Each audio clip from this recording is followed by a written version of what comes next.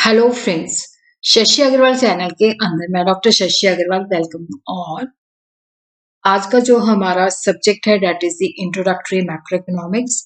और जो हमारा चैप्टर है that is the 7 aggregate demand, aggregate supply and related concept. तो this is the second part.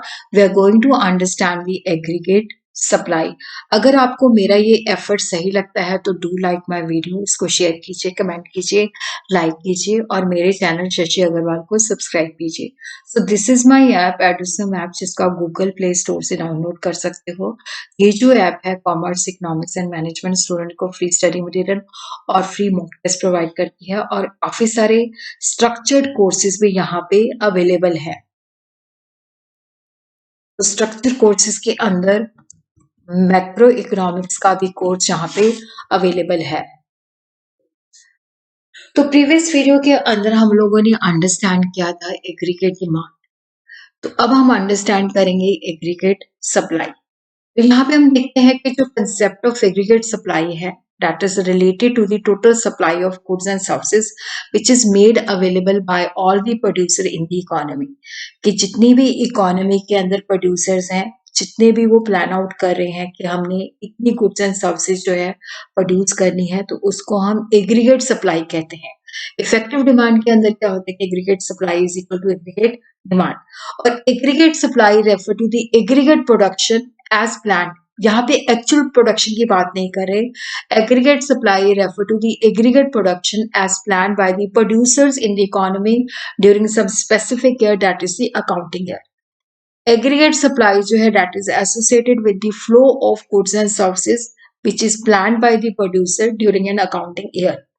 तो ये जो है इसका जो गुड्स एंड सर्विसेज का फ्लो है that is identical with the flow of income during an accounting year. तो हम देखते हैं कि क्यों वो आइडेंटिकल है। देखो, जब हम चीजों को प्रोड्यूस करते हैं, जैसे हमने वुड को लिया, उसका फर्नीचर बना दिया, तो दैट इज वैल्यू एडिशन। और जब हम वैल्यू एडिशन करते हैं तो उससे हमें इनकम जनरेट होती है। तो वैल्यू एडिशन जो है that is equal to income generation. इसी तरह जब हम एग्रीगेट सप्लाई की बात करते हैं तो it is also flow of income during an accounting year.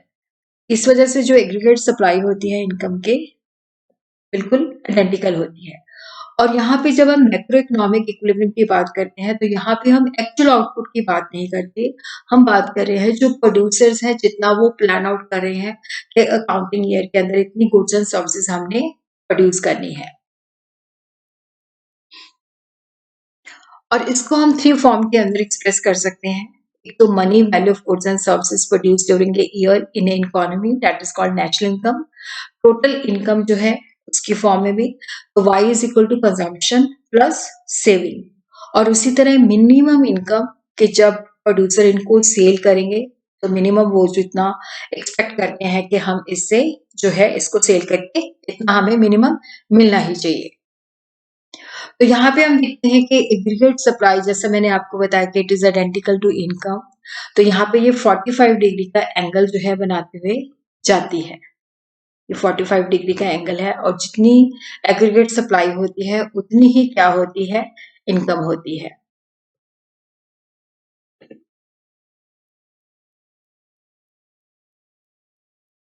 तो यहाँ पे हम देखते हैं कि इनकम और जो सप्लाई है दैट इज आइडेंटिकल। तो वो हम देखते हैं क्या रीजन है उसके पीछे। तो यहाँ पे परफेक्ट आइडेंटिटी है एग्रीगेट सप्लाई और इनकम के बीच में। तो यहाँ पे हम बताते हैं कि it shows between income and aggregate supply कि जो प्रोड्यूसर्स हैं they are ready to supply और sell all they wish to produce. कि जितना भी वो प्रोड्यूस करते हैं उसको इकोनॉमी के अंदर सप्लाई करते हैं या उनको बेचते हैं। तो यहाँ पे हम देखते हैं कि जो मैक्रो इकोनॉमिक मॉडल केन्स ने दिया है तो वहां पे वो कहते हैं कि जो प्राइस है उसका एग्रीगेट सप्लाई के अंदर कोई रोल नहीं होता डिटर्मिनेशन के अंदर। इकोनॉमी के अंदर देखो एक्सेस कैपेसिटी होती है, तो जैसे ही क्या होता है कि एग्रीगेट डिमांड राइज करती है तो उसी तरह उतनी ही एग्रीगेट सप्लाई इंक्रीज होती है। तो जिससे क्या होता है कि प्राइस लेवल जो है वो कांस्टेंट रहता है।